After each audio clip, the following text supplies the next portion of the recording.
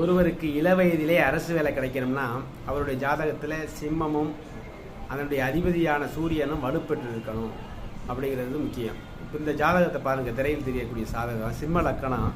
சிம்மாதிபதியான சூரியன் தன லாபாதிபதியோடு சேர்ந்து 11ஆம் இட, அதாவது 9ஆம் இடத்துல திரிகோணத்தில் இருந்து லக்கணத்தை குறிப்பாக்குது. அப்போ சிம்மமும் சுபத்துவமாகி சிம்மாதிபதி சூரியன் புதனோடு இணைந்து பௌர்ணமியை விட்டு விலகின சந்திரனுக்கு 6ல் இருக்குது. அப்படி இருக்கிறதுனாலையும் அதுக்கு அடுத்தபடியாக அரசு வேலை கிடைக்கிறதுல என்ன வேலை அப்படிங்கிறப்ப குரு பகவான் ராசிக்கு 2ஆம் இட அதிபதியாக 2 கூடியவராகி ராசிக்கு 10ஆம் இடத்தையும் பார்க்குது. அப்போ ராசி லக்கணத்துக்கு 2 10ஆம் இடங்களோடு குரு தொடர்பு கொள்ளும்போது போதகர் ஆகணும். அது பேசி பிழைப்பது வேலை, அதாவது உபாத்தியார்னு சொல்லக்கூடிய ஆசிரியர் வேலை. அப்போ அரசு வேலை இந்த பையன் அரசு ஆசிரியராக வேலை பார்க்குறாப்புல.